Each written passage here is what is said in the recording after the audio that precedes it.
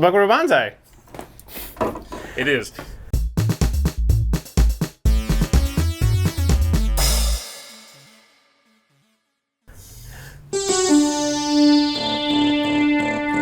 Okay, so we're talking about Buckaroo Banzai. The Adventures of Buckaroo Banzai across the eighth dimension. Eighth dimension, exactly. The full spiel. Cult classic. I guess cult classic from 1984, also known as apparently the year that a billion good movies came out. As every movie ever came out, yeah. What other movies came out then? I'm going to be a faux pas and start this off by Googling something. Police Academy? Okay, there's more than just Police Academy. Come on, give me something better than Police Academy? that. Such a great year for movies. Police Academy. Scroll. Oh, that's what... Okay, there we go. I don't know why it took us so long. Indiana Jones and the Temple of Doom. The Terminator. Conan the Destroyer. Okay, it's not great. But, Ghostbusters. The Last Starfighter. Romancing the Stone. Beverly Hills Cop. The Karate Kid. Okay. So a lot of movies that people really remember, whether or not you like them or not. I mean, that's personal taste, but a lot of movies that are considered to be the all-time classics. I mean, just Terminator alone, coupled with Indiana Jones and Ghostbusters, that's already a powerhouse of three separate, incredible juggernauts of pop culture right there. Things that are still going to this day. Yeah. Unlike Buckaroo Banzai, which is fine. Unlike Buckaroo Banzai. For several weird reasons I was looking up. I didn't actually go too much into that. I went more on the side of, I looked up, how people felt about being in the movie. And there's some pretty cool things about that. But, yeah, so I've seen this movie a bunch. When I was a kid, this was one of the movies that we had on VHS that I was allowed to watch because it's pretty harmless. Yeah. And so I watched this a lot growing up, and it's been a few years since I've seen it, so I was happy to come back and visit it. What's your relationship with this movie? I think I've seen it one time before this. It was another one of those things that my father had me watch.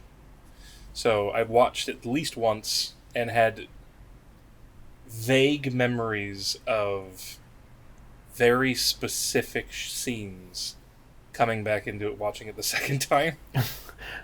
Like what? What's a specific scene? The shape of the spaceship. Oh, like that. The weird tree. Yeah. Yeah. For some reason, the jail scene where he gets Penny. Yeah. And then and I remember Jeff Goldblum in his cowboy outfit. That's the majority of what I remember. Yeah. I love Jeff Goldblum as a cowboy outfit. They never really explain why. They don't. He just likes it. And he's from New Jersey. And he's a doctor. He's also a doctor. The sheer ridiculousness of the premise of this movie, of the titular Buckaroo Banzai, neurosurgeon, martial artist, rock star, astrophysicist. Yeah.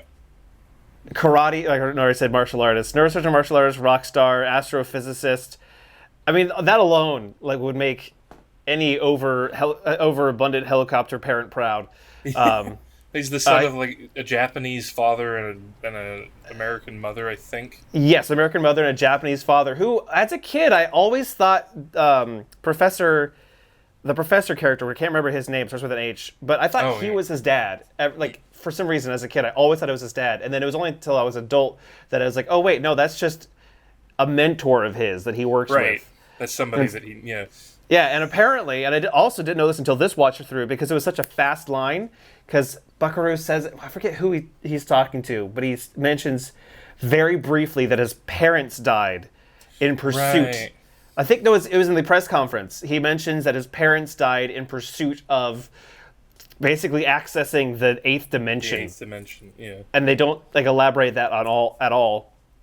And they honestly don't elaborate anything. on anything. That's okay. So just on general principles, what I love about this movie is I love when you're dropped into worlds like this. Yes. Buckaroo Banzai, you are just dropped into this weird world where this rock star character has, like, he talks to the president on a regular basis. Like, he has these he's a high profile guy who does all these incredible things, and he has this gang of the Hong Kong Cavaliers, which is his Right. band, but also his, like, scientific partners. But also his, and- like, gunfighter group. And also his gunfighter group, yeah.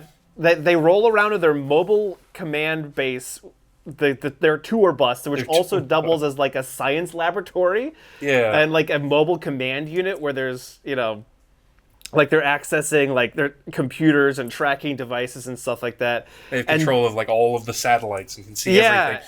And you never really know why, other than it's just Buckaroo Banzai. He has his own. They make comic books about him. He Yeah.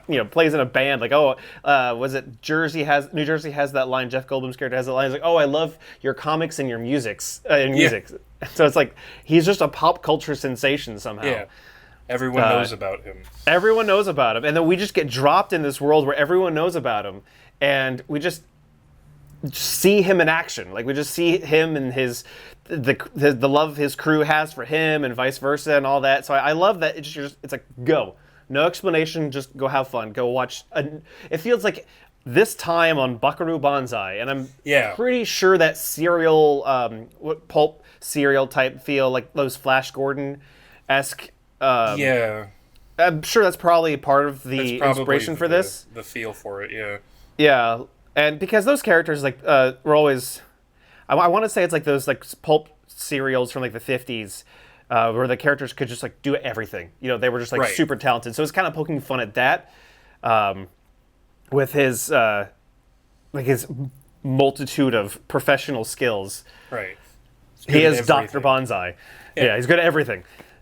Playing trumpet, playing guitar. Peter Weller is actually a musician, so I think that is him I'm not sure if it's him playing guitar, but he was hired partially because he was a musician. It probably was him playing the piano for the... Oh, yeah, that too, yeah. Also, the reason why I think it might be like 50s inspired is, just that the concert that he has. Right. I guess, da da da da da da dum, da da da da da dum, da da da da da da dum. It's very like it's rock and roll-y kind of thing, and they're playing saxophones, and they've got kind of like a kind of the 50s vibes.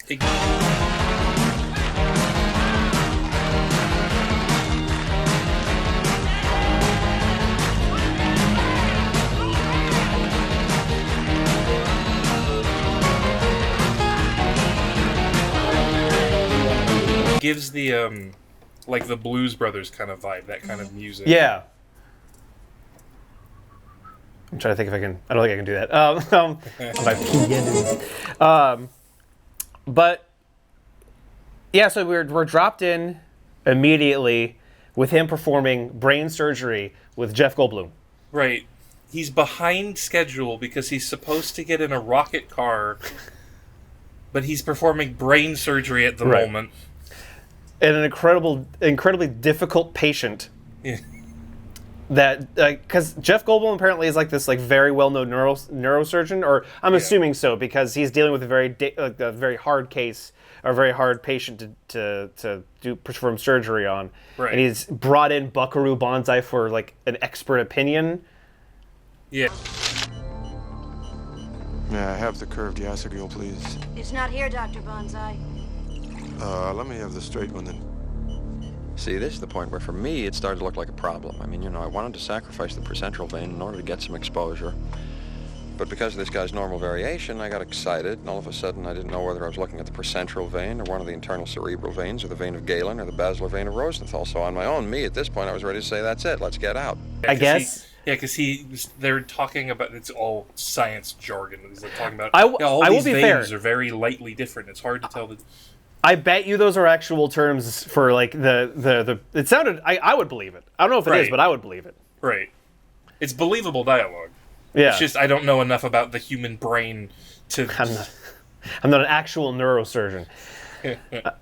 So we already start off with two people who are rather, I would say Clancy's also famous. We start with two known actors aside from Peter Weller. Oh yeah, because yeah. Yeah, go ahead. Clancy and Jeff Goldblum. Jeff Clancy Goldblum. Brown, right? Clancy Brown. Yeah, otherwise Little known as Mr. Krabs. Oh yeah, Mr. Krabs. I said, look at me, I'm the real Mr. Krabs. Yeah.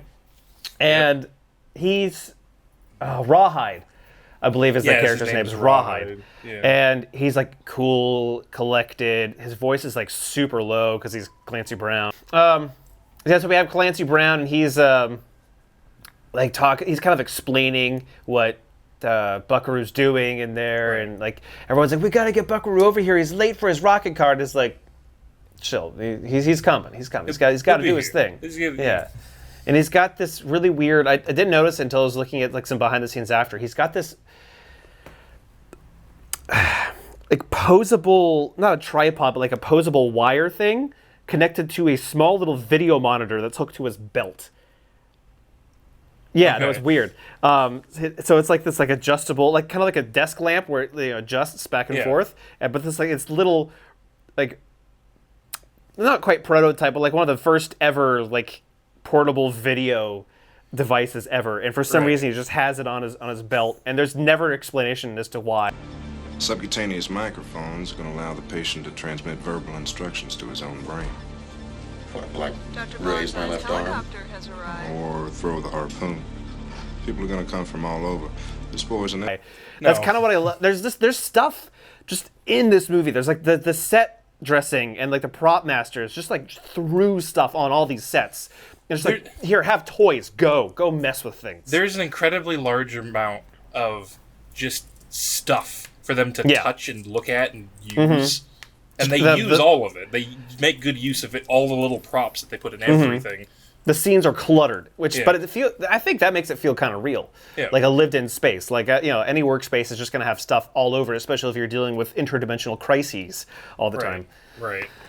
So we got Clancy, we got Jeff Goldblum, and we got Peter Weller, but we don't see our titular character's face until after his first rocket car expedition. Yes. And I don't like. I know usually it's to create some kind of like mystique, like ooh, who is this guy? Who is this guy? But his reveal is kind of weird because when he just like moves outside of his car and like there he is. Like there's no like Yeah. ta-da. It was just like He takes the balaclava and thing off, and you just there he is. That's There what he he is. looks like. There he hey, is. look, it's Peter Weller, pre-RoboCop Peter Weller, Right. 3 years before. Hard to recognize for RoboCop. Good. Your move, creep. Hard for me to recognize from RoboCop, mostly because the only part of him you see is his chin. That's my impression of RoboCop. Your move, creep. Your move. Freak. Love that movie though. RoboCop's actually I love RoboCop. It's good. RoboCop's good. It's insane. Dun dun dun dun dun dun dun dun dun. So that's something that I also love about this movie too, is that the music is so iconic. It really, I'm not a big like '80s nostalgia guy. Obviously, we've talked about that to death. Where I'm like, oh, the '80s are the best time ever. It's my favorite. It's my whole personality. Is the 80s. It's the '80s. But I will say one thing it has going for it is their movies tended to have theme songs. Yeah. And that's like the John Williams era where everything has a theme. Star Wars technically is 79. It's 79. Yeah. And then, but like Empire and Jedi were in the 80s. Yeah. And it's something that's close enough. And they got that, as I mentioned earlier, Terminator, RoboCop, all these...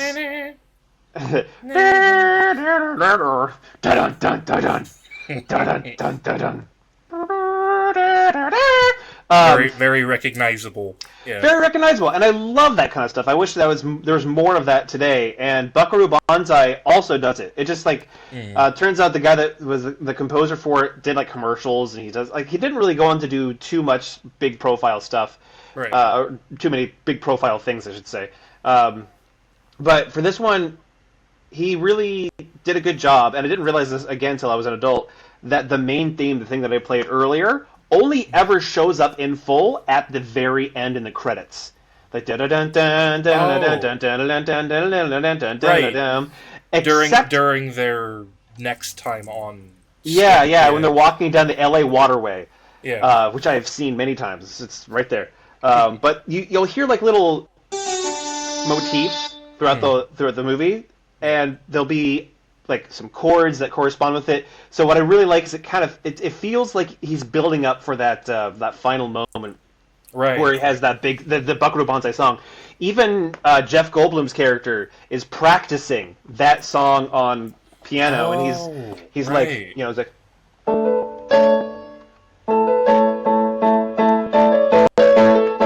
And he's like having a hard time doing it, so he goes.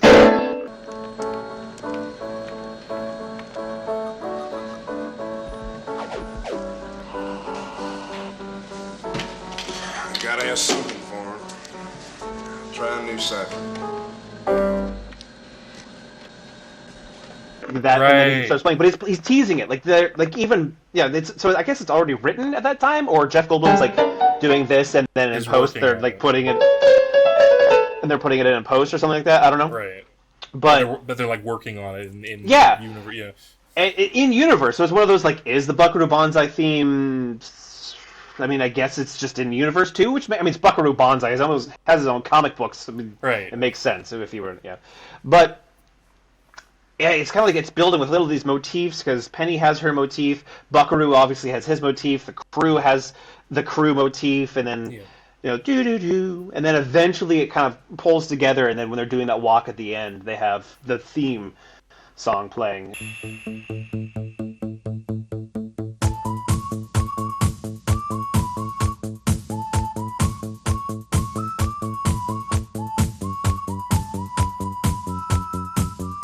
And I watched that. I just really like the theme. I'm a big fan. I don't know what it is. It just does it for me. It's a good theme. Yeah, and I wish I like themes in movies, especially for your action heroes. And Buckaroo Banzai is a action hero who needs a theme song as an '80s, It's that's that style of like. It is very much a serial kind of character, so it's very like you need the theme to kind of establish. We talked about this on a different thing where the theme, listening to the theme as you're watching something, gets you more excited for it. You get more interested in it because the theme starts hyping you up for the thing you're watching, and vice versa.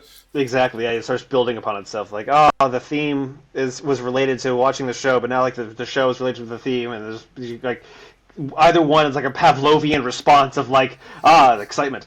Yeah.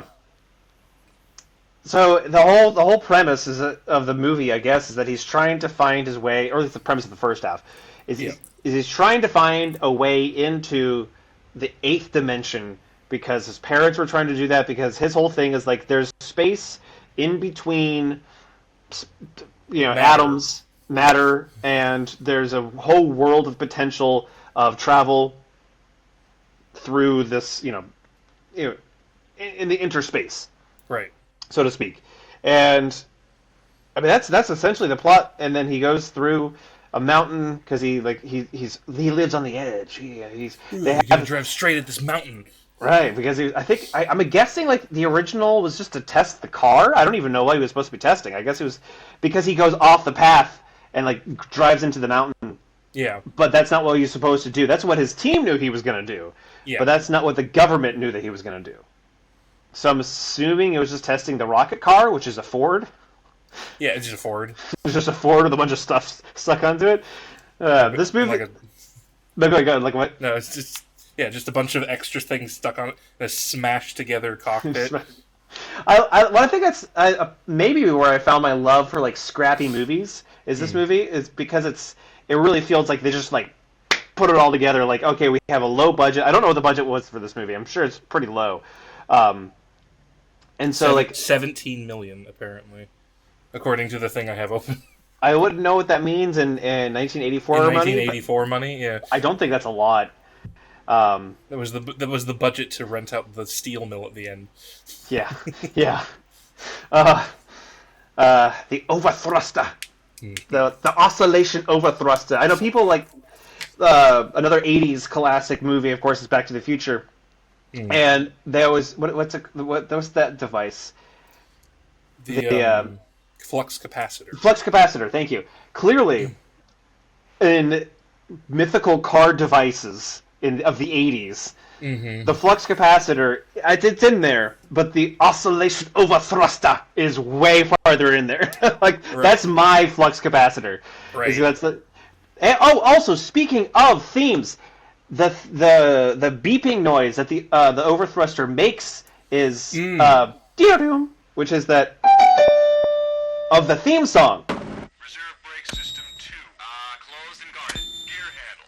Down and in. Throttles and start lever. A device called an oscillation overthruster. Oh, But it goes- yeah. Every time that you hear it, they go. That's the noise that the little beepy thing makes. I'm like, it's the theme. Even the overthruster is themed with Buckaroo Banzai. I don't know if they did that on purpose or is this like a little motif or whatever. Right. Yeah, Incorporation. it's just a corporation. Yeah. Works. So, he's gone through the 8th dimension successfully thanks to his oscillation overthruster. Oh, by the way, I was looking up the Japanese characters, the kanji, in the film. Do you ever hear people pronounce the L in film as a separate, like, film? Film? As an F-I-L-U-M, but, like, really fast? Film? Not as like a legitimate thing. I hear that from people like, yeah, it's this film. I'm like, film? But film. In this film, in this motion picture. in this what do they call them? There's another word for them. A talkie. Talkie, thank you. Yes, you know exactly what word I was looking for.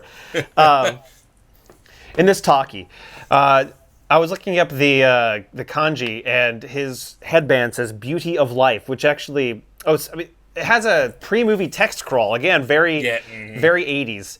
And where it talks about basically neurosurgeon, martial artist, rock star, blah, blah, blah. Yeah, Buckaroo Banzai, born to an American mother and Japanese father. That's where you get that. And he's like, he was born to accomplish the meaning of life, which is to live or something like that. So like his whole like motif is like experiencing life to its fullest. So it makes sense that his little headband thing, which probably has a name, says beauty of life on the front. Right. And he has a bunch of like Japanese stuff just interspersed everywhere. All over. He's in like full samurai garb. Yeah, in his tour bus. In his tour bus. He has this dedicated space. Yeah. With katana. And he rolls out a mat on the floor. Yeah. I'm surprised he actually didn't ever use a katana in the film. Yeah. But I'll be honest, like the budget's so randomly spent because like you'll have cool props, but then like everyone gets shot and goes, but there's like no squibs. Yeah, there's no squibs for anything. Yeah, like, which is a little confusing.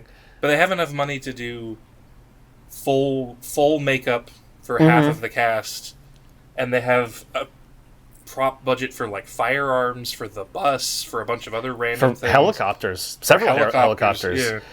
Yeah. Although I did hear that those for the inversion table. For the inversion. I don't know what. Okay, as an adult, I still don't know what's up with that. For some reason, the president is on this like motorized inversion table, and was it like an '80s presidential reference or something that I just don't understand? Because I don't understand at all why the president's like. I wouldn't even get what that would be as a reference to, because the president in the '80s was George H.W. That was '90s. Clinton?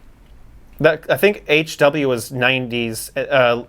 Early 90s, Bush was late 90s, and then, Bush early 90s, Clinton late 90s, and then baby Bush 2000s. So I think it Reagan? was, yeah, because he was the one that opened up commercialization of children's programming, which is where we get the Transformers. So I don't know what I still don't understand with the president. I should look it up because I don't get it. I don't get it at all.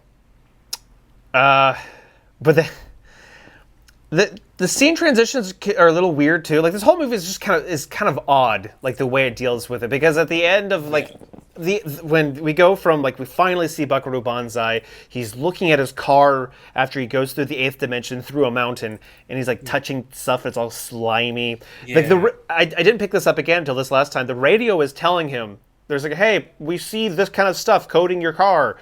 And then he just doesn't respond. He doesn't answer at all, but he just goes, Yeah. and then it slops off. And then it's like, there's something also underneath your car. And he goes down. There's that weird, like, forbidden devil fruit, soggy looking thing on there. I can't even. Like, it's just weird. Like, looks like it has suction cups on it. It's like looks a like fleshy. Yeah, it looks like a fleshy looks like sack. yeah. It looks like a devil fruit. It looks like a durian. It does. Yeah. Yeah, durian, like a suction cup durian. Yeah. And then it goes from that, and it just hard cuts to the insane asylum. Yeah, it goes. Home is where you wear your hat. I want to go home. Where we see John Lithgow. I think this was my first John Lithgow movie. Oh, okay. And I love him so much in this movie. I love him so much because he's got this. He's definitely having the most fun. He's just chewing that scenery. He's just like gnawing on it. Oh, did you catch who his like warden or whoever, like the guy that comes in and takes his TV is? Because he's another guy that's famous. Not famous now, but it's Mike from Breaking Bad. The guy that takes his TV. Oh, the guy, You're right. Yeah, I was like, holy crap. But as a small boy, wow, what the heck? No, Jonathan Banks. That's what his name is. Jonathan Banks. That's him. It's like, who are we today, Doc? That's him. That explains the laugh and stuff. It is okay. Yeah. This movie is full of people. It's another one of those. It's like Mystery Men in that way, which I would also love to talk about on ConCon because I love Mystery Men. This is very. I said this last night, and I was going to say this. I was going to save it. This is very you. I know exactly why you like this movie. I love this movie. It's great. It's a bunch of weirdos in a ragtag group, and it's like they got great, cool costumes and They have their quirky personalities. Yeah, and then there's John Lithgow. John Lithgow being the best character. Being the best. He plays. I can never remember his name. He's some Italian astrophysicist who works with the professor. I don't know his first name. His last name was Lizardo. Lizardo, thank you. Yes, I knew it was with an L, and it sounded like lizard. And they were experimenting to get into the eighth dimension back in the 1938. Yeah. And the flashes back to a flashback. There's a flashback that describes, that shows the professor with Lizardo, and they're going into the eighth dimension, but Lizardo goes too soon, gets his head stuck in, and becomes possessed.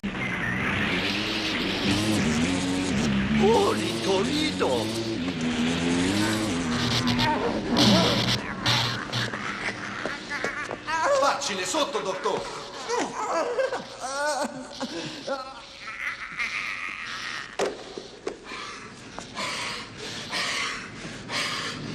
Yeah.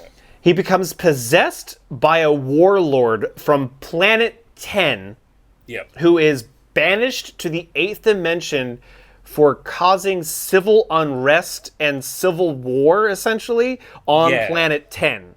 Yeah. By the red, and he's a red, what are they called? Good luck, because I'd have to look. Did I write it down? The aliens have a name.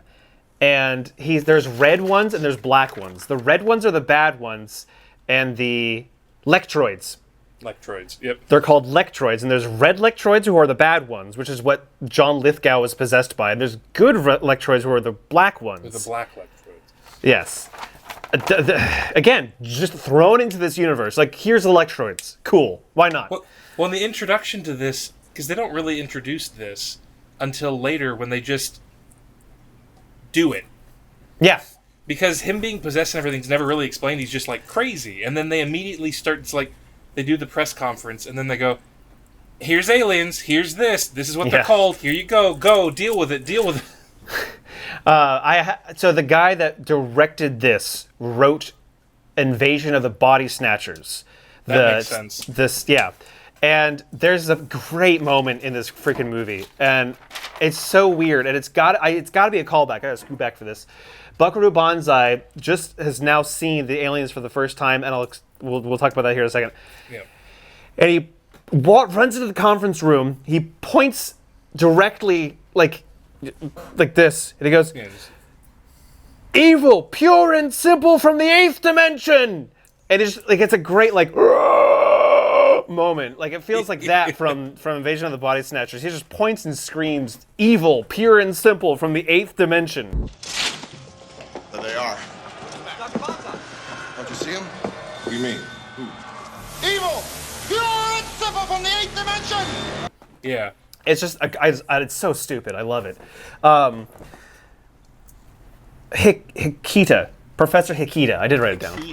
Hikita and Dr. Lizardo. So yeah, they apparently try to go to the 8th dimension back in 1938 and fail. He gets possessed, and we learn this by way of flashback, which evidently Dr. Lizardo's like addicted to shocking himself, apparently. Yeah. I thought all up until today, when I watched this again and watched the extra features and stuff like that, I thought it was him like using something to remember. That's also what I thought it was. Like he was shocking his brain. Right? But it might be, but then somebody mentioned like, oh, he's like addicted to, or he's using this electrocution device as if he were shooting up, and that's how they described it. So I don't know if he's actually addicted to it or like he's trying to remember. I don't know. Dimension barrier. It was, Buckaroo Banzai said, exactly like Professor Hikita had glimpsed in 1938 through the overthruster he and Dr. Emilio Lizardo put together from spare parts in a laboratory at Princeton.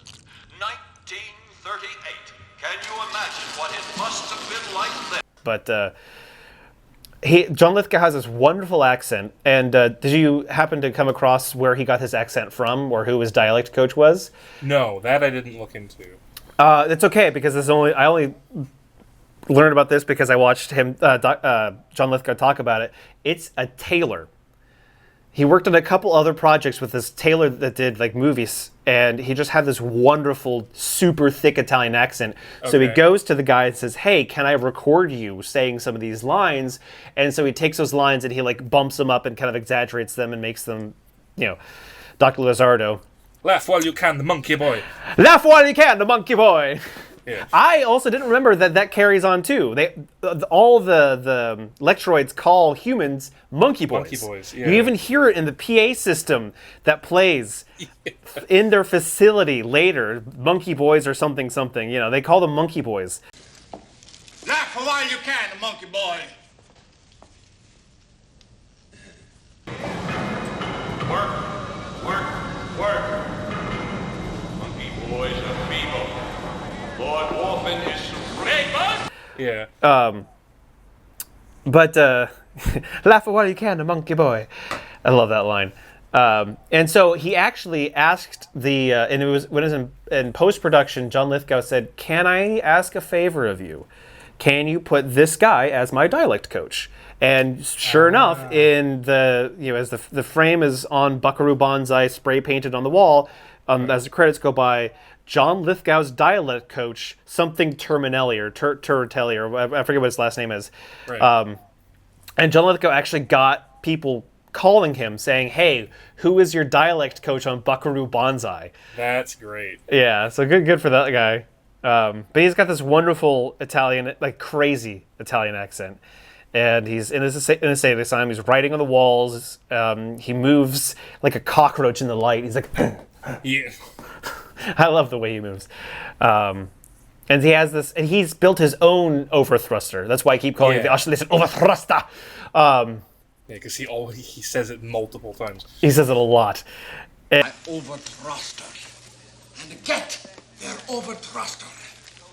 With the crucial missing circuit for my overthruster. Big Booty, you carry my overthruster. John O'Connor! Roger, John. Install my overthruster! Carry on backing. John O'Connor! My overthruster! And yeah, no, it's he's built his, but it's not quite. He can't quite get it right. He's missing an equation. Something. Yeah. Yeah. And so up until that point, like the movie's kind of played serious a little bit. It's not like super serious, but there's no like real jokes until like kind of the midway when you start like hearing these little. I think it's like when Jeff Goldblum shows up in his cowboy outfit. Then it's and they start kind of like the introduction of his character into the team. Then they start being funnier a little bit. Yeah. As a kid, I always thought the whole Penny thing was kind of weird. Penny is a very weird subplot. Yeah, where Buckaroo's ex-wife, we're not sure if she's dead or divorced. I always thought dead because he's like, she's no longer here around. But what's her face? The lady that, I don't know her name. There's so many freaking characters in this movie. There's a lot of characters in the movie. For an hour and 43 minutes, there are a lot of characters. Yes, it's dense. The lady that runs the Buckaroo Banzai Institute for Biological Engineering, or whatever the huge name is in front of their game. Yeah. The house, as they call it. There's got some lady with a perm, and she runs the house. Yeah. When she sees Penny arrive, she's like, "Oh, it's Peggy," and it's not her. She recognizes her, which makes me think she might not be dead. Right. Because why would you recognize her and say, "Hey, it's you," and be excited? But then again, it's Buckaroo Banzai, so who knows? Like, it could be like comic books where people like are never really, no one's ever really dead. They have like a light throwaway line when she showered in the house, where he was like, "I don't know who you are, but you could be the twin. You could be her twin." Yeah, because in the prison, okay. We're at this performance. We're at this music performance. We're getting right. Yeah, I'm getting ahead of myself. We're at this music performance. And because the Buckaroo Banzai band, they hard cut from the desert testing to this, yes, like immediately. And it goes to the Hong Kong Cavaliers performing at some nightclub, and the guy's like, "I don't care who you are. You're at my nightclub. You're just another bit. Now get on stage and give us a show." Yep. And then they go on stage, they give them a show, and this is where you get to really see all their crazy costumes. And the costuming in this movie is outrageous. It's nuts. I have to try to find some of those jackets. Those are some crazy jackets. Got people with like 2 belts on for some reason, shoulder pads, perms, multiple ties. Like, this looks weird, but I kind of dig it. They're playing guitar, drums, piano, and they're having a good time. And then Buckaroo stops the whole thing because he hears somebody crying. And then the thing that you should do when someone's bawling their eyes out at a public event is put a giant spotlight on them and ask them to get them a microphone, because that will definitely make them feel better. Yeah. And it's like, "Who's crying?" He doesn't say it angrily, but like, "Who's crying?" Then there's she's down on her luck. She's like out of money or something. I don't really know why. Then she's getting thrown out of somewhere. Yeah, I don't know. And then like, Buckaroo then starts playing this really depressing song just to make her feel even worse. Yeah. It's like, "I don't got anything, and I don't have anyone." Like, Jesus, Buckaroo. Way to rub it in. I know, like, it's like Since You Left or whatever. It's like a love song. Apparently it's some classic love song. I don't know. But it's very minor. Yeah, and it's very sad. It's about like, "Oh, look at all these things I don't have. How depressed I am." Then she like basically tries to off herself. Yeah. Yeah, as the kids call it, unalive. Because we don't have terms like kick the bucket or pushing up daisies, swimming with the fishies, checking out early. Like, you can just go on and on with all the better... So many better ways to say it than unalived. This is the stupidest thing I've ever heard. That was a tangent. I like logged out. Logged out. Exactly. There's so many better ways to say it that are more clever than unalived. Yeah. And then she tries... Good. Yeah. I was going to say, she tries to check out early, and she ends up checking into a jail cell because they think she's trying to kill Buckaroo Banzai. Which, she just pulls a gun, and then she misses because someone bumps her. Mm-hmm.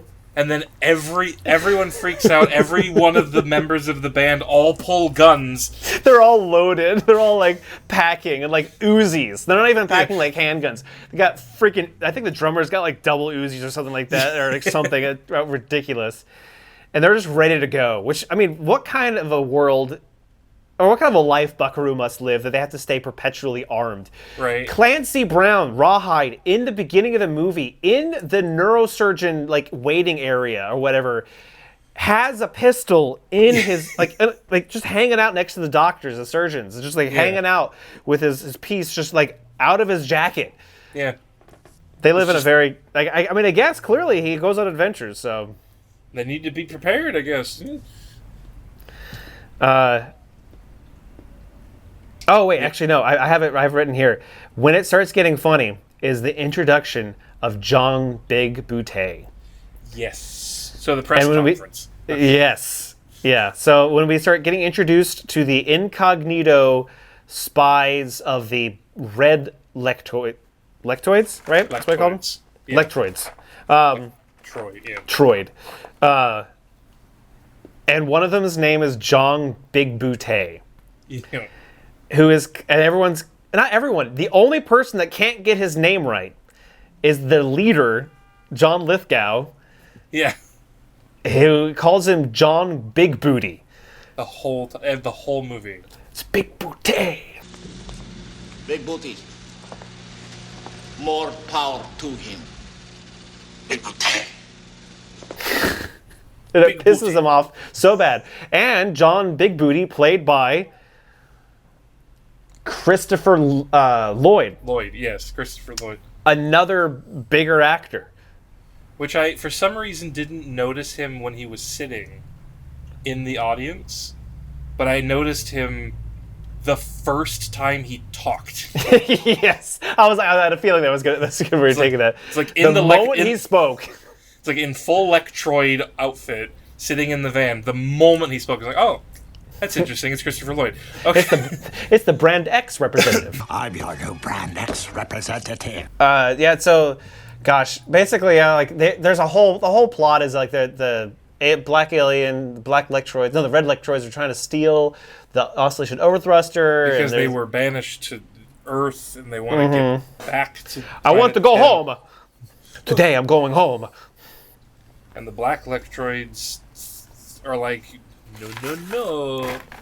The black Lectroids are going to manipulate our planet to go to nuclear war to destroy our world. Yeah, just Yeah. to destroy the possibility of them accessing the eighth dimension. Which is insanity. It's such a high. So I have one complaint about the movie.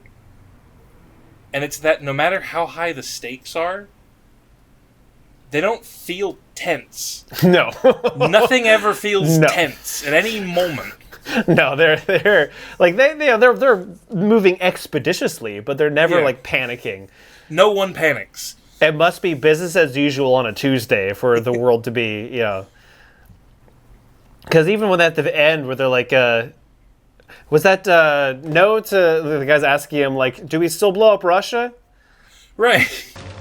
Buckaroo, President's on line 1, calling about is everything okay with the alien spacecraft from Planet 10, or should he just go ahead and destroy Russia? Tell him yes on 1 and no on 2. Which was yes, destroy Russia or number 2? Probably not. The only people that are ever tense through the entire movie is back support president and Yep. his general. And his general, yeah. But gosh, and what always kind of there's like that chemical equation that he gets. Oh yeah, that's right. Because the black Lectroids during the press conference. So the press conference is him talking about the press conference of like the post rocket car. Like this is what we Yeah. can do. Here's the durian thing. You'd never see this in the mountain. Ooh. And that's also where we get to see that Penny is probably pretty smart. At least because she puts together like the what he's talking about really fast, and she gets embarrassed because she like blurts it out like, "Oh, ha, it's this." Positron. Oh, I get it. What you're saying is that oppositely charged particles collide and blow each other up in a burst of energy. Like a tiny big bang, like a baby bang.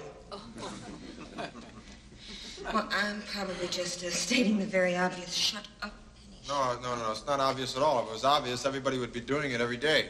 So she's It must be really obvious. yeah, apparently it's he's like, no, it's not. So Penny's kind of portrayed as being smart, which is cool.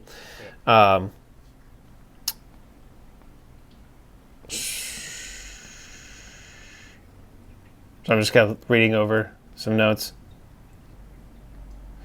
The way that the Lectroids are introduced is just a hard cut to the inside of their spaceship. Yes. One of them has oven mitts on and is carrying a tray of green goop to somebody else as they're listening to, I think they're listening to the press conference. Yeah, I believe so. And then they call, pretending to be the president, and electrocute Buckaroo Banzai via telephone.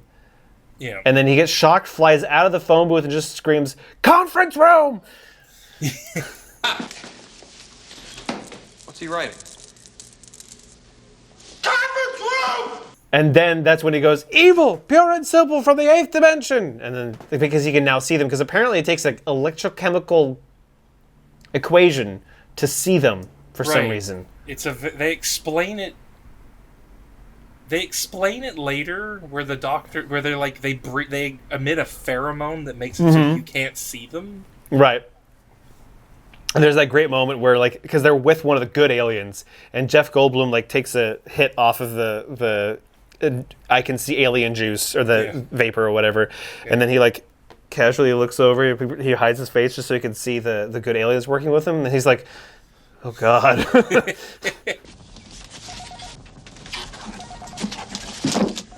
If we blow this today, there ain't no tomorrow.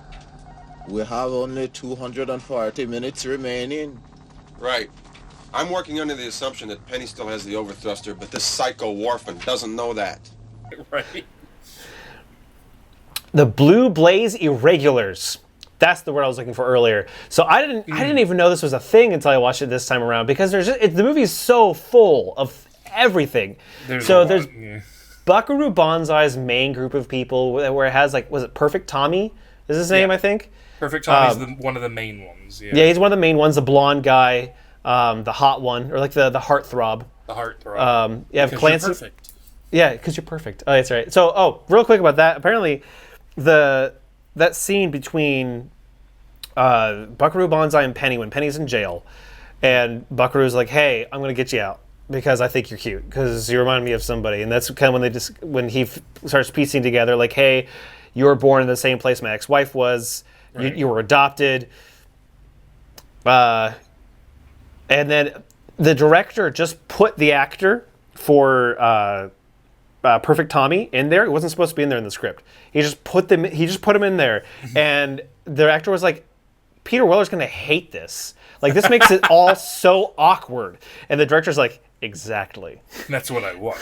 And he did. He made it, and that's so that all the acting that he did, where he was like, kind of like skeeved out by like the gal like reaching towards him as he's walking by, when he's like banging his head against the jail cell because he's like bored or doesn't want to be there, or he like, thinks it's a bad idea, and like all that's just unscripted. That's just them like feeling it out.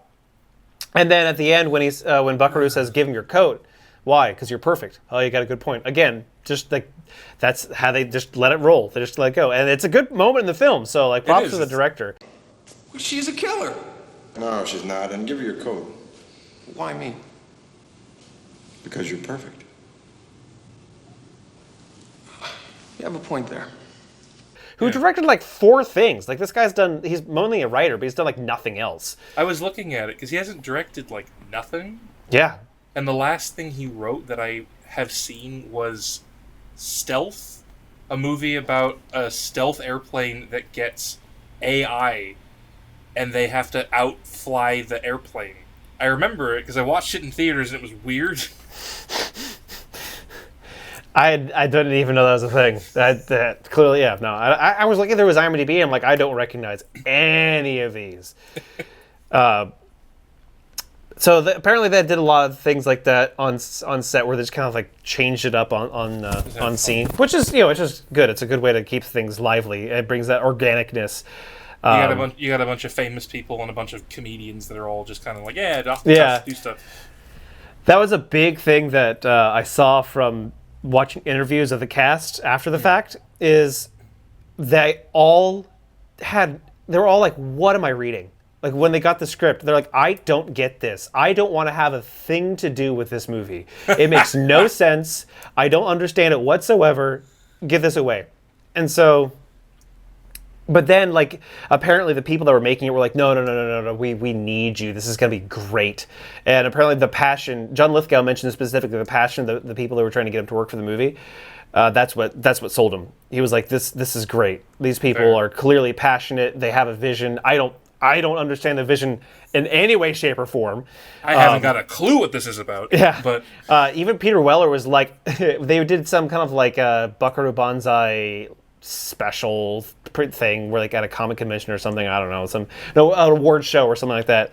And Peter's like, I really hope they don't ask me to go on stage and describe this movie, because I still don't know what it's about. And I'm the main actor, so I know what happens in the movie. I don't know why, I don't know what it means, but so that was but they had Kevin Smith give the speech. Of course. That was back when Kevin Smith was a bit more people loved. Yeah, a bit more buzzworthy, and people cared a bit more about what he was had to talk about. People liked this it would more. have been what, in the like 90s, early 2000s. Yeah, something around there. Post Clerks, kind of. Yeah.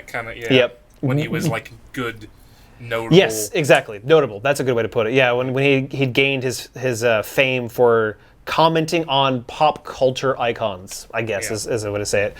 But everyone loved it though. Apparently on set. Apparently everyone, not everyone, but like the bigger actors that were interviewed were like, this was like some of the best times I've ever had in my life. Like, this was the most fun. Like, the set was incredible to be on. There was just stuff everywhere. It was like an actor's paradise. Yeah. Even Clancy Brown said, if I could go back to any time in my life, it would be filming Buckaroo Banzai. He just apparently everyone loved being there, and just listening to the different actors talk to each other about how much they respect and love each other. Because Clancy was talking about working with Jeff Goldblum. He's about how great it was working with him and how dear of a friend he is because of this movie, and like just the relationships apparently that built from this movie. And I love movies like that where you can see that on-screen chemistry comes from off-screen chemistry. Right. Everyone loves spending time with each other and working with each other, and. It's really cool to see. Really cool to listen to, because if you have a movie and you love it, you're hoping like the behind the scenes is also good, and not just like you're wanting them to all enjoy it and not just be like, paycheck, get me through this. Yeah, exactly. You want that camaraderie. Yeah. You hope there is, at least. You hope there is. The line I wrote down, this line: "Lectroids from Planet 10 by way of the 8th dimension." This movie has like the best lines, like the most out of this world lines, like evil, pure and simple from the 10th dimension, or Lectroids from Planet 10 by way of the 8th dimension. They're great. Trying to see what else. Actually, I have in my notes. They all seem so chill. Yeah, everyone. So calm.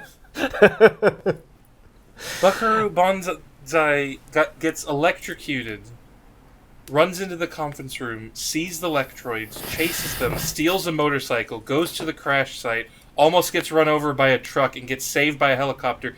Doesn't care a wink the whole time.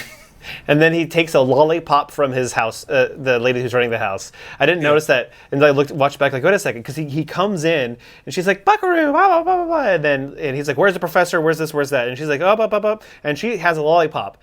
He takes that lollipop and just sticks it right in his mouth and goes up the stairs. Yeah. He does not care.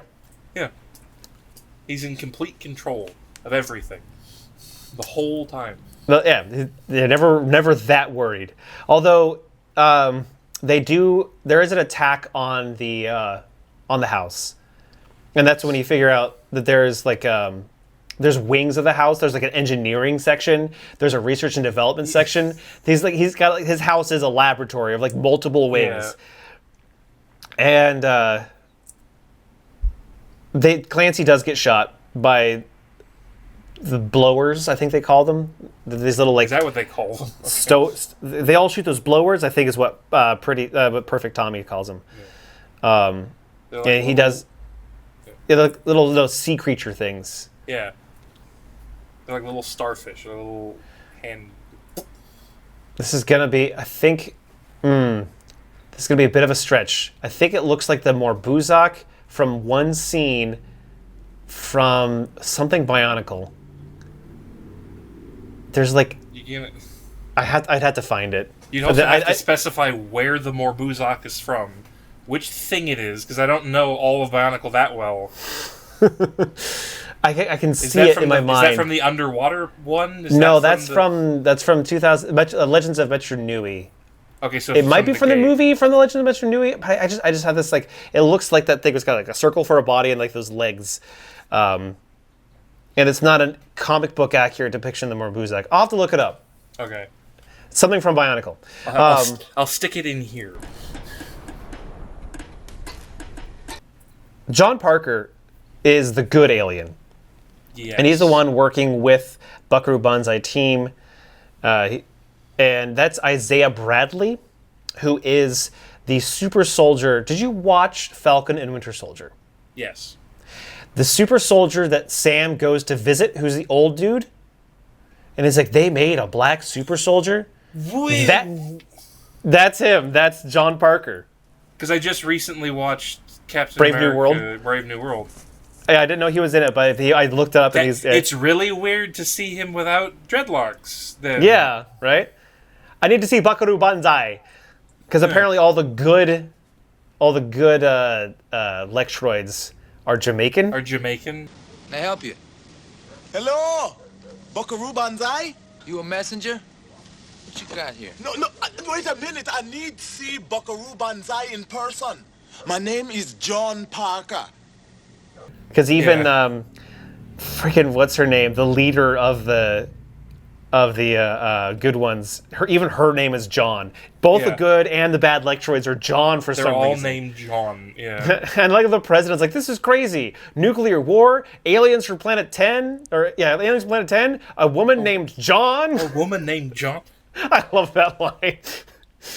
I love because I watched it once, so I loved when Buckaroo comes in, and they're all just describing the fact that War of the Worlds was real, and Orson Welles was hypnotized to pretend it wasn't real because the actual War of the Worlds was all of the Lectrons coming in at the same time. By accident, from what I remember. They were they accidentally showed up in whenever War of the Worlds was in Grover's Mill.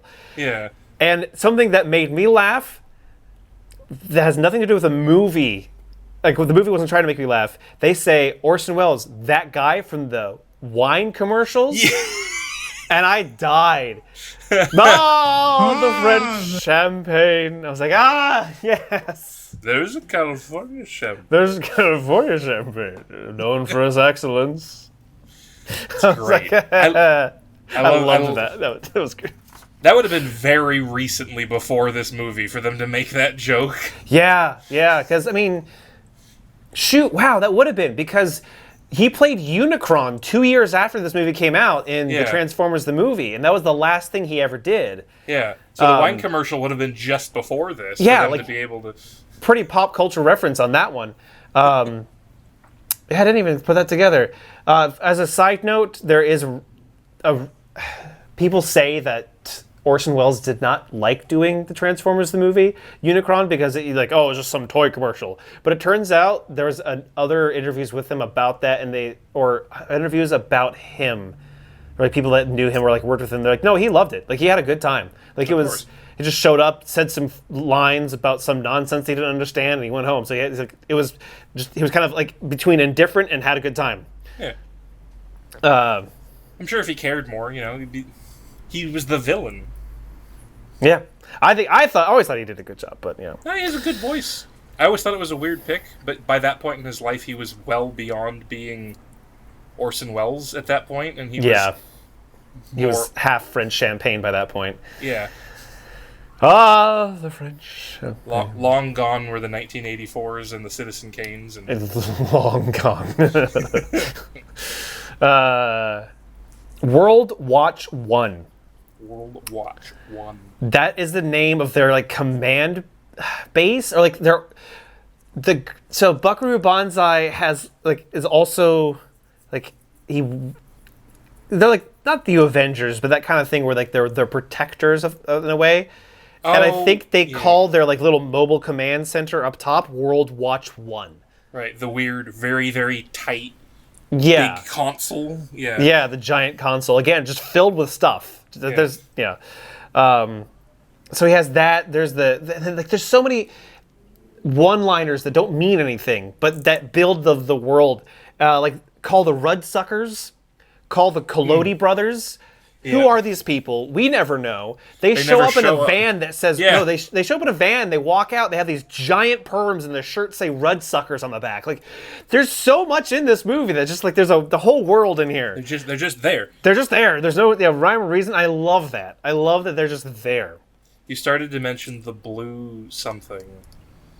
Oh, again, another the Blue Blaze Irregulars. That's right. Yeah. Because in like the hierarchy of the Buckaroo Banzai organization, there's Buckaroo Banzai and his Hong Kong Cavaliers, which are his tight group. Yeah. And then beneath them, or not beneath, but like adjacent to them, are the Blue Blaze Irregulars, who is the little kid and the dad who has the helicopters and a few other people. Those are like the Army Reserves. Those are and there's a line that like Clancy Brown says, he says, contact any Blue Blaze Irregulars in a 10-minute area, which means there are Blue Blaze Irregulars like all over the world. These people that just work for Buckaroo Banzai at the drop of a hat. Because they're working at a like service station, the kid and the dad, and they're just like, Buckaroo needs us, gone. Helicopter. Everything's, it doesn't matter. Buckaroo needs our help. We're going.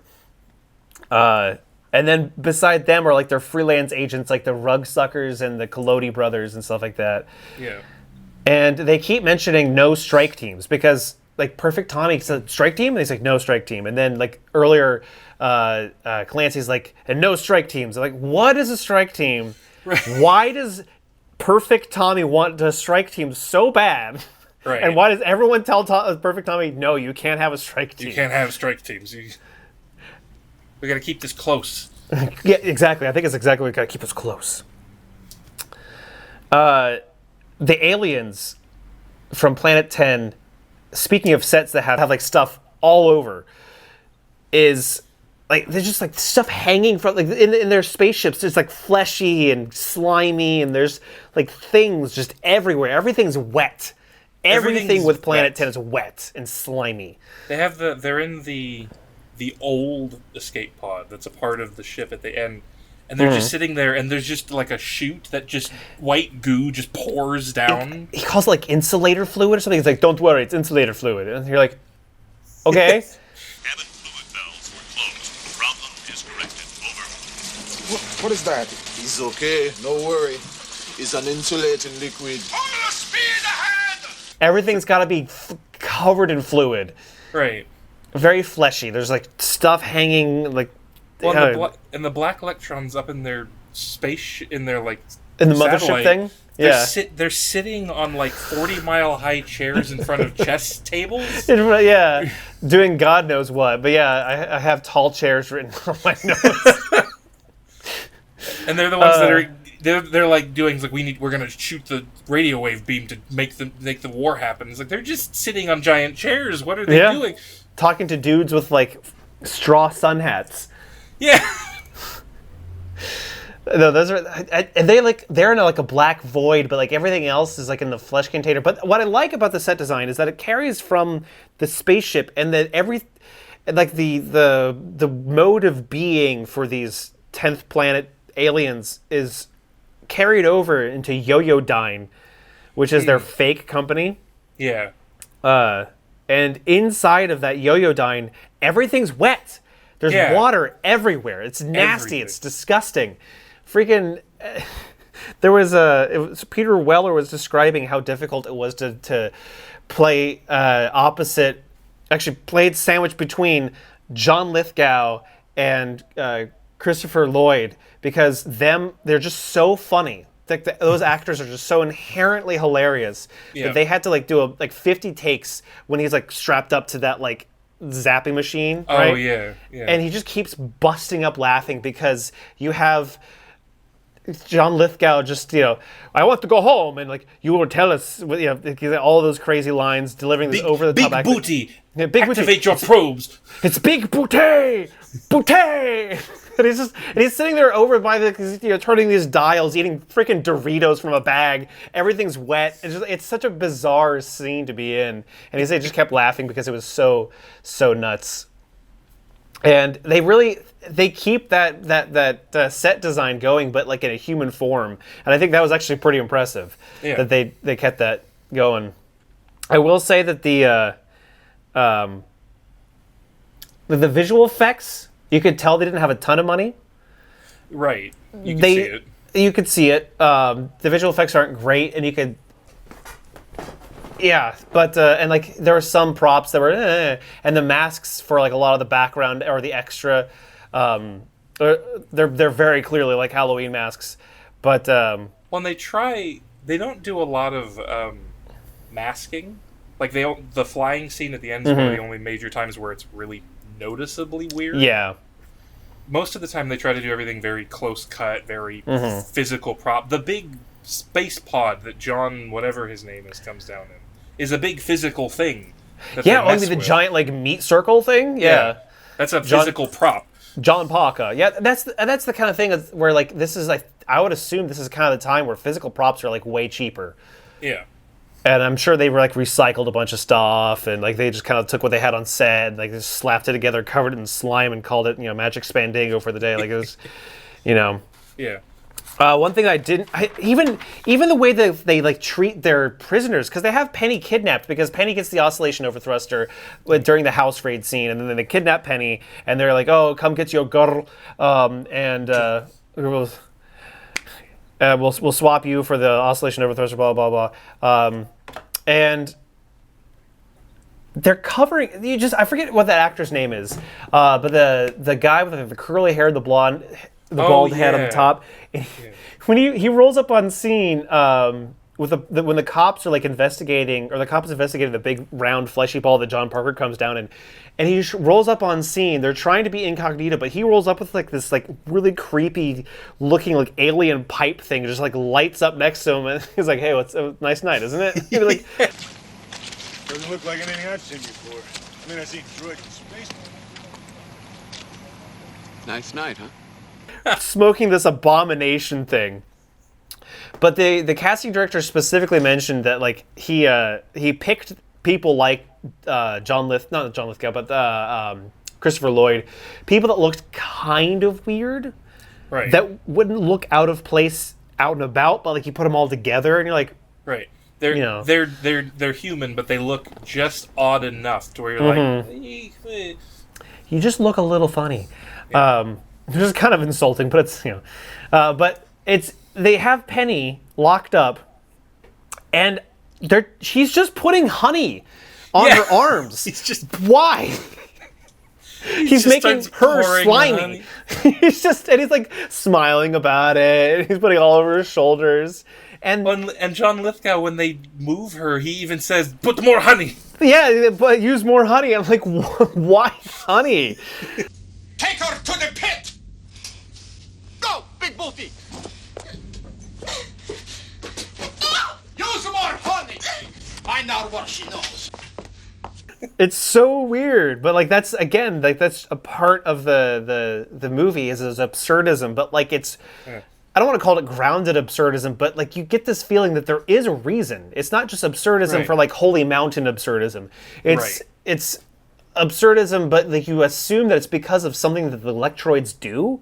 It's absurdism, but it's since you're dropped down in the middle of a story, basically, you're only getting one perspective. So it's like you feel like it's intentional. Everything is intentional. Mm-hmm. You just don't know why. Yeah, it's a good way to put it. Yeah, because you're not privy to why it's intentional. Nope. It probably is, but I'm not Electroid from Planet 10 by way of the 8th dimension, so I wouldn't know. I would have to ask them. I wouldn't know why they're doing that. Yes. Another great scene is a very Mussolini scene where he's delivering that speech at the end about going home to rescue our comrades, and he's doing the dictator poses, and it's like I love that speech, and the kind of humor that the movie kind of devolves into. For me, it's kind of like Princess Bride, where the first chunk of Princess Bride, like the first third of Princess Bride, takes itself pretty seriously. Yes. Obviously, there's the Grandpa and Fred Savage parts, and those are a little lighthearted, but like... And there's little bits that are like, the cup scene's like funny, but it's also very in-universe. Yeah, but then like you start, like there's that pretty... I wouldn't say a drastic tonal shift, but like once once the all the challenges have been met, it then becomes kind of light and a bit more. There's more brevity in the last kind of half of Princess Bride, where you start getting jokes like, "Go away, or I'll call the Brute Squad." The freaking Billy Crystal shows up, right? And that whole what he really says is to blave, and we all mean to blave is to bluff. So you're probably playing cards, and he cheated, liar! Like that whole bit, comedy, right? Yeah. Buckaroo does something kind of similar, where that first chunk is kind of serious, but then Jeff Goldblum and Big Booty and you start getting some of these running jokes show up, and then it becomes kind of a comedy, kind of. But one of those comedy movements is where are we gonna go? Home. When are we gonna get there? Real soon. Yes. I love that. I love that's their chant. Hide! Hey, seek! Jump to the black! Where are we going? And real soon! And they don't really, doesn't look like they care. One guy's oh my God, shut up. In the comment, I think that's maybe John Big Booty. And they're all just hanging out, eating chips. No one cares. And they have the intercom saying, "Nose to the grindstone, a happy life is a working life," and all that stuff. Monkey Boys are the play or something. Yeah, exactly. Talk about Monkey Boys again. They've got a light almost joke that I like, which was Buckaroo and it wasn't Buckaroo. It might have been Perfect. He and the Red Lectra, John, whatever his name is. I'm never gonna remember these names. John Parker. They're Black Lectroid. Are going, and he's describing this area is their common area where they sleep. And then the other guys come out of the tunnel and go over, and he immediately goes, "Well, what'd you think? This is their common area where they sleep." I actually had that one written down too. I love that. It's called, I think he called it the Bivrod or Bivroad or something like that. It's what is this? Oh, it's the Bivrod. It's the main area where we all sleep. Oh, okay. And then the other guys show up. It's what kind of place is this? It's the Bivrod. It's where they sleep. What is this place? It's a bivouac. They sleep here. What's going on? Where are we? It's a bivouac, man. They sleep here. I love those. Yeah, those are great. And funny enough, it's I liked Perfect Tommy more this watch around. I didn't really get too much of his character the first time, but I like him. He's a sensitive character. He can't. It's actually kind of sad when Clancy Brown's dying. He can't look at him. He can't. He turns away. He can't see his friend die. And so I thought his character's actually kind of cool. Yeah. And that they were talking about how he's the plucky, not comic relief, but the heartthrob or the spunky kid character. The kid, he's like Bumblebee, from Transformers. Then the Bay versions, where it's he's young, he's spunky, he's outgoing. He kind of tries to be the leader sometimes, but he's clearly not. It's clearly another dude named Peter. Right. But he's still he's still a part of the organization, so he knows what's going on. Yeah, and he may one day he might rise to the place of a Buckaroo Banzai in that world, but he's too young or immature right now. Yeah. But he's right below, or he's right above Jeff Goldblum. Because Jeff Goldblum takes up that position as the new guy who knows nothing when they go through when they're going through areas and is that a watermelon? He's it'd take too long to explain this. Why is there a watermelon there?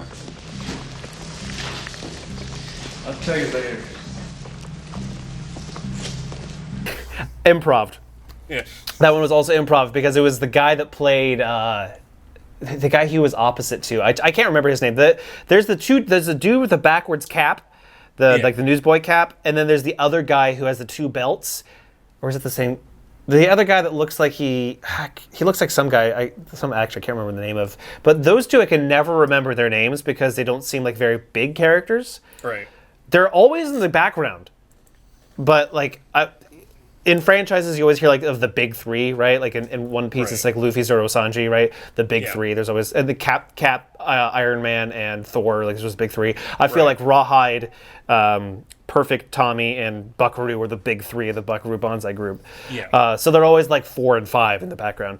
But the guy who says, take too long to explain, keep moving. He was talking about how Jeff Goldblum, who is a school of Meisner, I think it is, the acting coach, Meisner, or the method. Apparently it's a very visual method.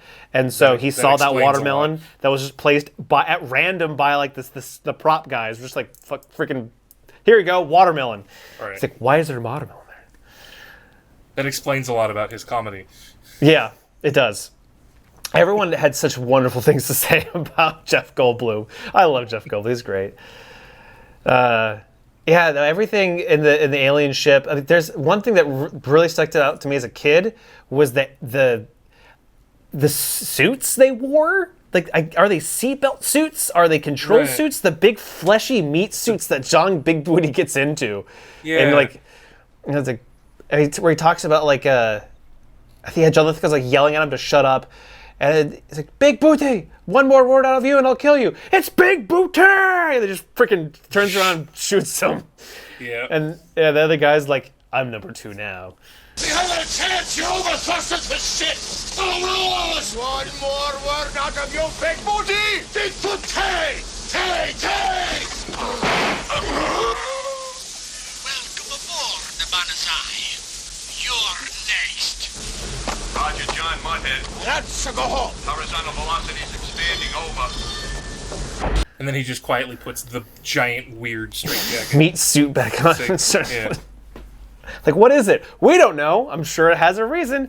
Some set guy had to build that. Yep. We don't, and they built one because they never show both of them at the same time. Yep. So they built one of those. Yeah. Now that is a movie that, like, funny enough, that's a movie. That is the kind of movie that I would love. Like I fantasize of making, I guess. I'm trying to say, like, that, where it's just as much making the movie as it is of the finished movie. That's like the joy of it, where it's the relationships you build during it, the trickery of like, okay, we have $0, how can we make this look, right. Yeah. How do we make this prop? How do we film it so it doesn't look like an ice cube tray covered in garbage? Right, yeah. The freaking slug thing kills me. Like the little, I love how Jeff Goldblum's like, don't touch it! Bucker just grabs the slug and throws it. He goes, yeah! Is that? Don't pick it up. No. The little slug thing. He said we could kill her. And then he just electrocutes it and it just very slowly starts moving. But John Warfin said we could kill her. Damn John Warfin and the horse he rode in on!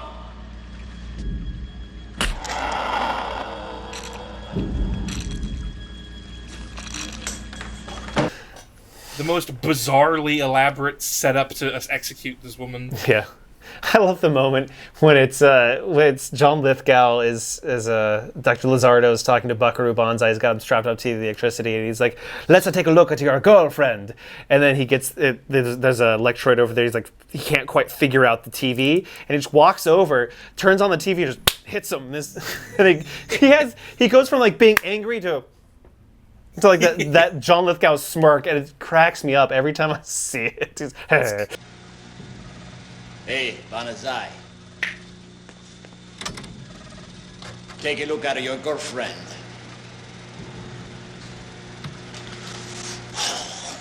Devo lavorare con persone idiota!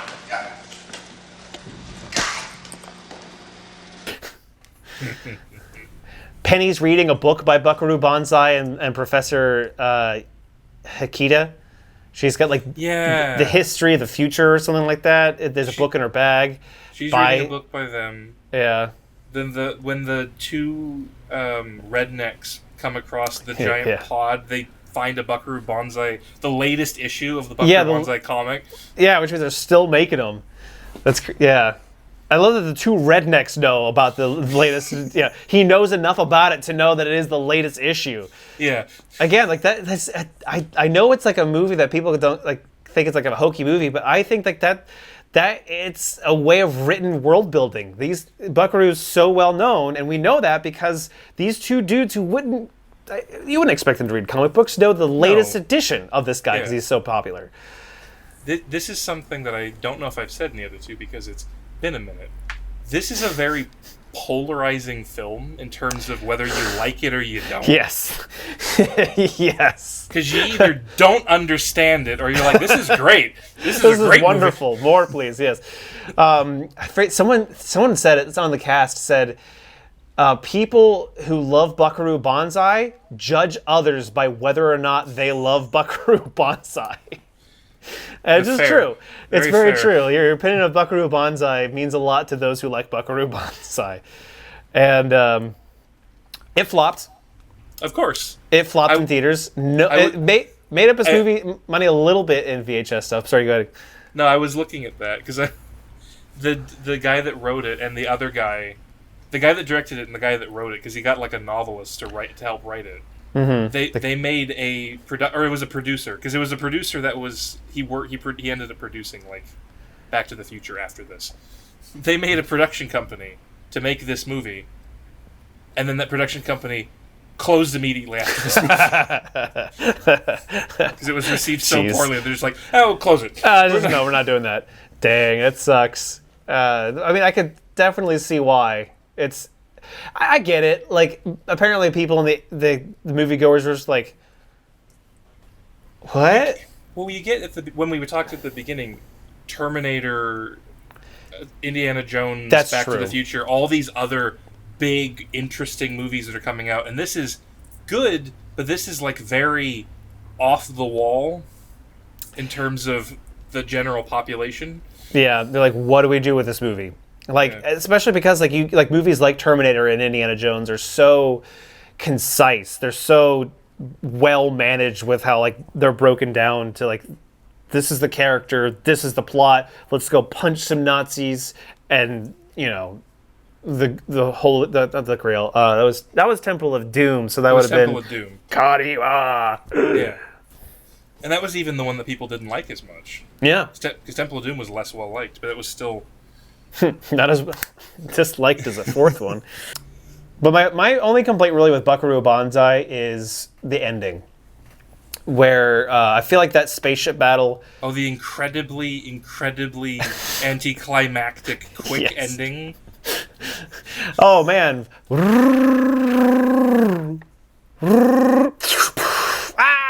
Done.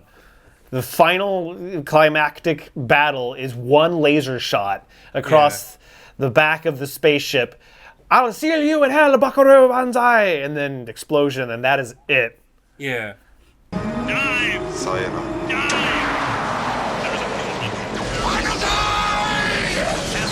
I'll see you in hell!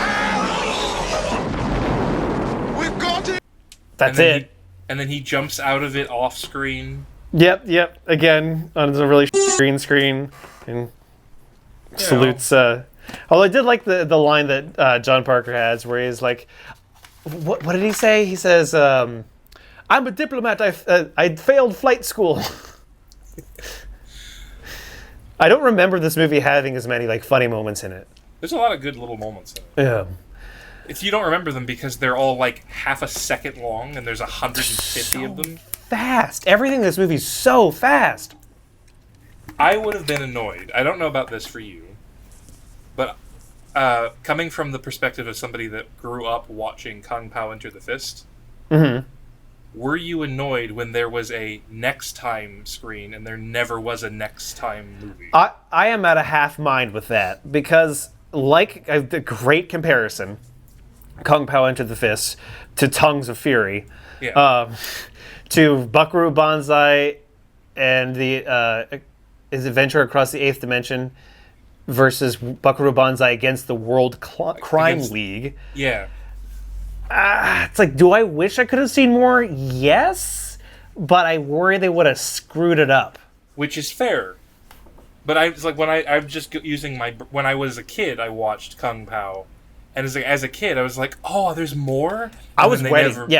I was ready for it. I was gonna do it. I was like, yes, let's more Buckaroo. And you're like, this came out 9 years before you were born. They're not making another one. They're not doing another one.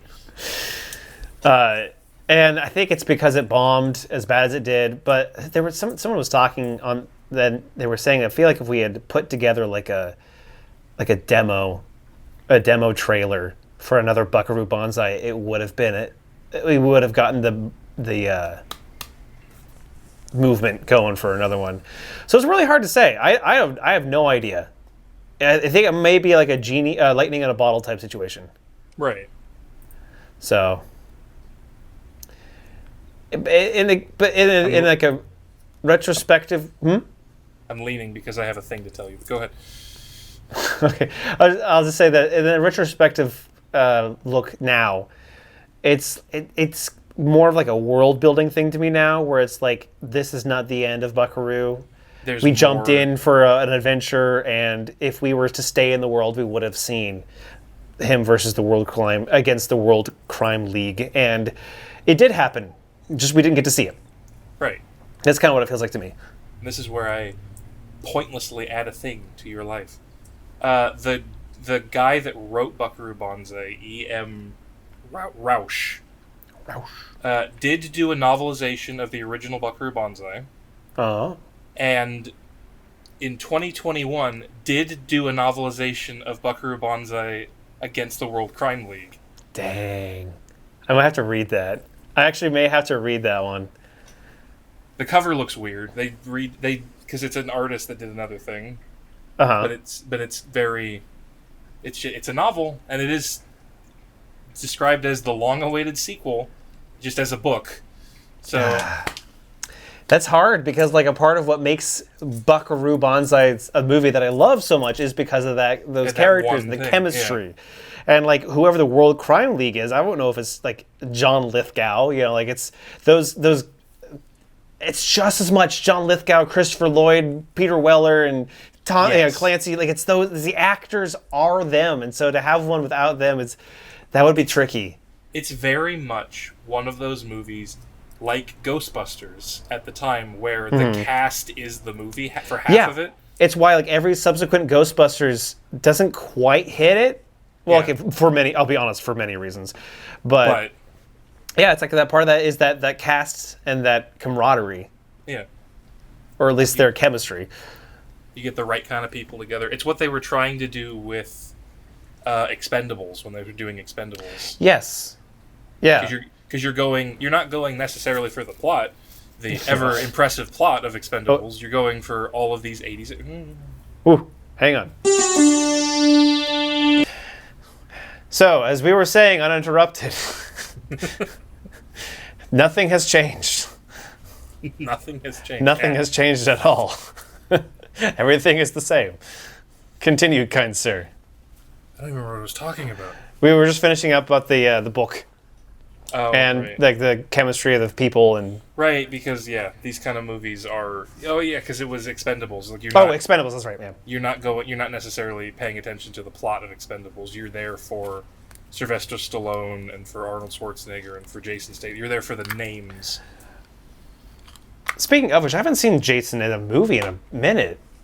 I think he's like done little movies, but I haven't seen him in like a bigger movie in a while. He hasn't been in any big movie. He's the biggest movie I could think of he's been in was Beekeeper, and that was still that was him, tiny movie. Did you see it? Was it good? It was good. Okay, I heard decent things. Yeah. I didn't hate. Did you see the Meg 2? Yes. Better or worse than the original? I actually kind of liked the Meg 1. It was stupid, but I liked it. The Meg 2 is... The Meg 1 is a movie where they were trying to make a movie about a megalodon. Oh, the no. Meg 2 is a movie where they were trying to make a sequel to the Meg. Oh, no. Is the best way I could describe it. I know exactly what you mean. Is there anything else that you have that you want to talk about? Like, I feel like I unfortunately kind of like said a lot. I love this movie. That's good. That's why we did it. Yeah, it was comforting. Like, when you see a movie you've seen a lot, but you haven't seen in a long time, it's kind of like seeing an old friend. You're like, yes, these things. No, I don't have anything else I picked out. I was just looking at the only other things I had were related to the director, but you mentioned a lot of the other stuff he did anyway. And I mentioned Stealth, which is a movie that I remember and no one else does. I don't know what Stealth is. Yeah. The end bit really did seal the deal for the feeling of the movie. Like a big part of what I think why the movie, I wouldn't say the big part of why the movie works, but the thing that makes the movie end well and satisfyingly is the super cheesy ending with the walk down the river, with all the gang, even Clancy, even though he's dead. Yeah, but even though he's dead. I like that he doesn't even, like, Buckaroo doesn't even, like, look at him. He looks at him, he goes back, he puts out his hand, gives him, like, a low five, and they keep walking. Like, there's nothing really said. They're just like, you know, it's hey, buddy, that kind of thing. Yeah. And what movie they were dancing to a song. They played on the loudspeaker. Oh, what song was that? They were listening to some random 80s song to get the beat. And so when when they gave the footage over to the composer, they gave him the beat, and so he said, the only thing that I had to work off is I had to make a song that was at, you know, that tempo. So that do-do-do, that's all he had was just that. And so he had to, you know, compose that song to it. So it's all of them like walking down, the crowds are joining. It's his, you know, Hong Kong Cavaliers, and then some of the Blue Blaze Irregulars show up, and, you know, there's, you know, walking, the theme song going, they're walking, dancing. I don't know, it summarizes like that feeling. I know it keeps coming back to it, that camaraderie feeling of Buckaroo that just encapsulates that corny team player, like almost anime Nakama type vibe. Yeah. Like it dives into that somehow. And maybe it's because of that, like they all have their own costumes and their own accents, and they're all, you know, their own quirks. Uniquely who they are, and you have their characters that you can, It is very anime in that way. It's like One Piece. Does, you know, the same kind of thing. They all have their expertise, you know. Yeah. So I it's great. The way that movie ends with the river walk. It was filmed 6 months after the movie was done. You know, so everyone got the message like, hey, we're doing this, and everyone's like, why? But we're done. We're done. Like, yeah, it's over. And Clancy Brown's like, I'm dead. Like, my character's gone. Why are we doing this? But they said it was like a big reunion, and it was like a good way to like see everybody again, and that was cool. Yeah, no, it's awesome. Buckaroo's on, as I said, like that. Like if you're saying, okay, you have, you know, make a movie. We'll let you make a movie. You have $100 million. That's the kind of movie that I would like making. Heavy practical effects, heavy focus on eclectic characters, but with good vibes. Pick a cast based on their personalities. Putting together a team. Write everything as though everyone already knows about it. Yeah, I love that. I love those kind of worlds. I remember, this is going to sound a little self-congratulatory. I don't mean it that way at all. You were hanging out with me back in the second Vancouver apartment. So we were watching some movie with Hayden and Anthony, and I was drawing this like sketch, and it was of the winter like tundra in the side of a mountain, and there was this big gate. I think it said 59 on it.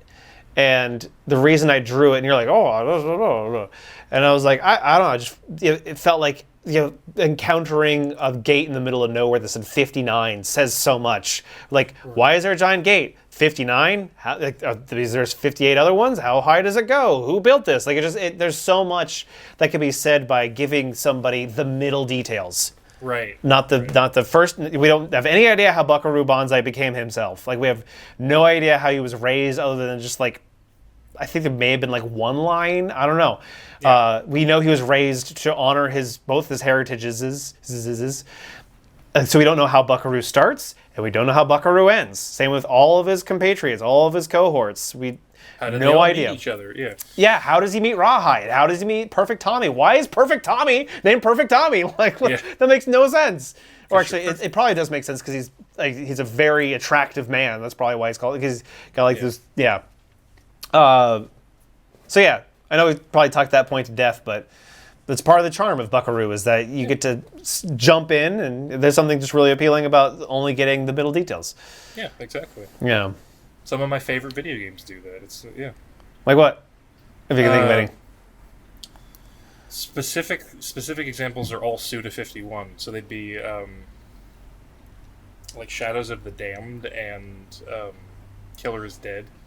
Actually, I'll do the one that I can do off the top of my head. No More Heroes. No More Heroes is just set in a world where you're at the beginning, the first level of No More Heroes. You are Travis Touchdown. You are going into this house to kill this guy, and then they go, yeah, you're killing this guy because he's number 10 in the League of Assassins. That way you'll be number 10. And then you get the setup after that where the only reason he's doing this is because this lady promised to have sex with him. And that's all the context you get for why he's killing all these assassins. The things we do for relations. Right. But it's like you don't know any of how many assassins are there. How did he get to 10? Why are these people so... Like, all these little details that just... You don't need that. You're here to kill these people. That reminds me of the of Afro Samurai and the headbands. Mm-hmm. You know, the same kind of thing happens with that world. Is you're just dropped in.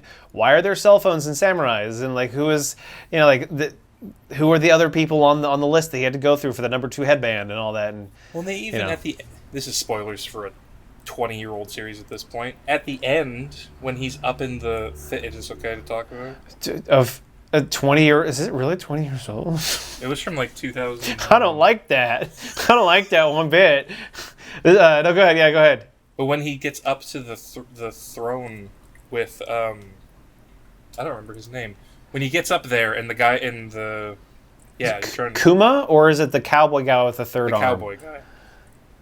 The cowboy guy when he's up in the throne area. Oh, what is his name? But Afro gets stabbed in the headband. But there's like every other headband. Yeah, tons of headbands. Yeah. And they give you no context other than, I have all the headbands. Right? It's like, what does that mean? What does that mean? Yeah, who made the headbands? Like, why do they have power somehow? I think Kuma, I think that's his name, Kuma, his friend. I think at the end of one, I think, he's covered in headbands. Like, he's like wrapped up in headbands. He has like all of them. Yeah, and you're like, oh, dang, I'm gonna have to look that up. I know his name too. As soon as I hear it, I'm going to be like, Justice. Justice. His name's Justice. Also, 2007. It's going to be 20 years old in 2 years. Played by Rob, Big Face, played Hellboy. Rob Perlman. Ron Perlman, yeah. Ron Perlman played Justice. I was going to leave you a voicemail. That's a series I need to revisit. Afro Samurai is good. I know people didn't like the second one with Lucy Liu, but I liked it all. I like both of them. They're good. I own both of them. They're over there. Let's end our Buckaroo Banzai topic or discussion about Afro Samurai. Let's end our Buckaroo Banzai on Afro Samurai. We're bringing up examples. Yeah. No, this is Do we reckon what do we do? I watched a part of our last episode because I couldn't remember the format. I forgot how we end them. I think we say we recommend. Do we recommend? I mean, I do. Good.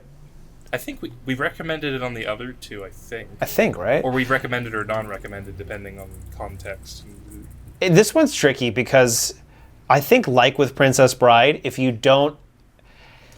Unless you're already kind of into weirder, I don't want to call it a cult movie, but I guess it is. If you're not into this kind of movie, it's really hard to recommend unless you grew up with it. Yeah. Or at least watched it when you were younger. So as someone who it's hard to recommend it to anyone who's already an adult and hasn't seen it and doesn't know what it is. Yes. Yeah. Especially to the layman who just doesn't do this kind of a movie. You know? Mm-hmm. So it's like, yes, I recommend it, but I understand that you probably won't like it unless you're already kind of, and that's not like, hey, you make these kind of things, you know. Not you don't that, have not the mental the capacity. taste. You don't have the mental damage. You don't have. It's a movie that's like, this is recommended, but you have to be the right kind of person. I wouldn't recommend this to everybody. Yeah. I would not recommend this like to my history teacher or whatever. Or actually, no, maybe history teacher. I don't know. I would have to know. I would have actually. That's what it is. I would have to know you to recommend this movie. We have to get to know each other before I can recommend this movie to you. Yes, because it's not even that weird. It's just weird enough that it's like, what did I spend an hour and 45 minutes watching? Right. It's not gonna. It won't necessarily waste your time, but I can't make that determination without knowing who you are. Exactly. It's some people's this like Kung Pao, and I don't know why this bothers me. I guess I'll have to end on this note. It's as we do, we run Uncorked, right, where we watch movies that are so bad it's good. Yep. And when I'm doing research to find an uncorked movie, I look up lists of recommendations for, these are so bad it's good, to kind of get an idea, because I don't have the time to screen them like other people, do for their shows. Right.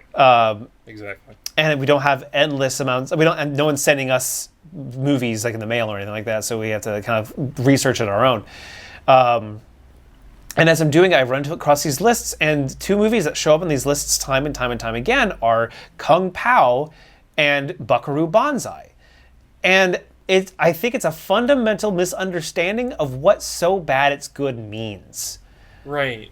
Because go ahead. Buckaroo Banzai and Kung Pao, to a degree, are like parody movies. Yes. I would say they're at least homage movies. Kung Pao is definitely a parody movie. Buckaroo Banzai is like a cultural zeitgeist parody movie, or like an homage movie. It's not... I don't... you finish your thought, because go ahead. I know where you're going with this, with the kind of... So bad it's good is more of a... There has to be intent.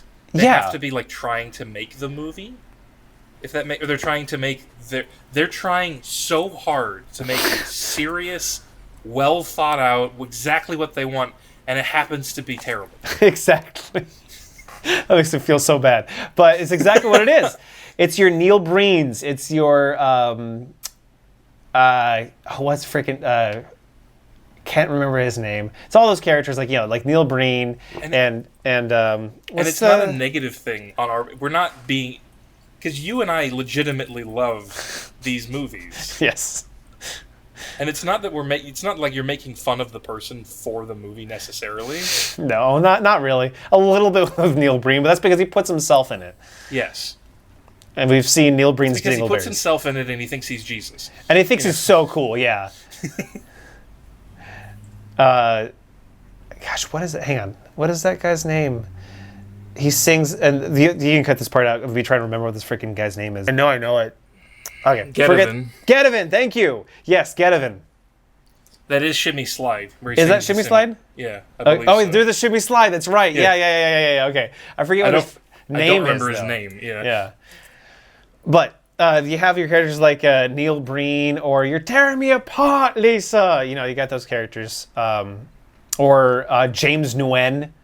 You get your guys, or at least in the first Birdemic movie, you get your guys who are like you said, legitimately trying to make a good, serious movie, and they're taking themselves seriously, and they want you to take their content seriously, like it's an epic, like it's something, like it's Inception, or Citizen Kane, or what's that movie where they played chess in Sweden with death?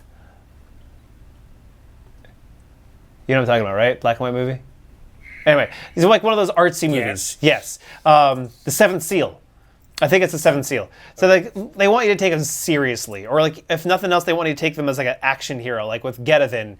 Like, I'm an action hero. No, you're not. Right. And that's where that's so bad. It's good because it literally has to be so bad, but not intentionally, that it's good. Because it's not a comedy. Yeah. And like with Buckaroo Banzai, and especially with Kung Pao Enter the Fist, it's poking fun at the source material. Yes. It doesn't have a ton of money to do so, but it does a good job at what it's trying to do. It's poking fun at the source material because the source material is also kind of bad.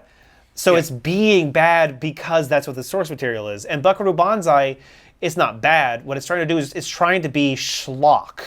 It's trying to be that Flash Gordon level schlock. Yeah, where the heroes are calm, cool, and collected. They never lose, although kind of debatably with Clancy. But they save the day. They get the girl. They're experts in everything. Everyone loves them. You know, like they're making fun of that trope. Yeah. By being that trope. So it's just so weird for me to see, especially as someone who's seen 3 out of the 7 Neil Breen movies, right? Yeah. Yeah. Or Lift, or Velocipaster, or well, actually, Velocipaster is just so bad that it's bad. Yeah. Or what's the dinosaur movie? The Future War. Yeah, Future Yeah, War. those are not on the same. They're trying to make a movie. Yeah. That's not a parody of anything. They're just trying to make a movie, and it's having seen all those in like Food Fight. You know, they're not in the same league, guys. Yeah. They're not the same kind of movie. It's a fundamental difference between these. Yeah, and so it kind of makes me a little sad to see Buckaroo on those lists, because I'm not gonna say it's like high art cinema, but it's not on the same list as The Room. No. Yeah. Or Manos Hands of Fate. Exactly. Anything else that you have to say? No. The Buckaroo Banzai theme was the first, I think, like one of the first themes I ever learned on piano, because it's really easy.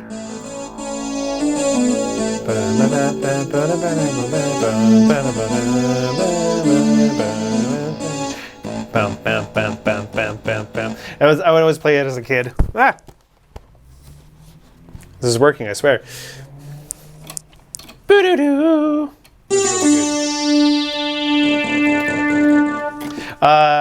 They wanted a synth soundtrack. So they got it. Yeah, that's it. That's all I have to say about that. But yeah, if you haven't watched it, I'm surprised, because if you're clicking on this video, you've probably watched it. You probably watched it if you're clicking on this. And if you haven't watched it and you're interested in it, research it a bit. You all right? Know what you're getting into? Yeah. But no, it's good. I'd say 10 out of 10. 10 out of 10. 10 out of adventure movie. I don't know. Adventure. We'll eventually get this up. Eventually.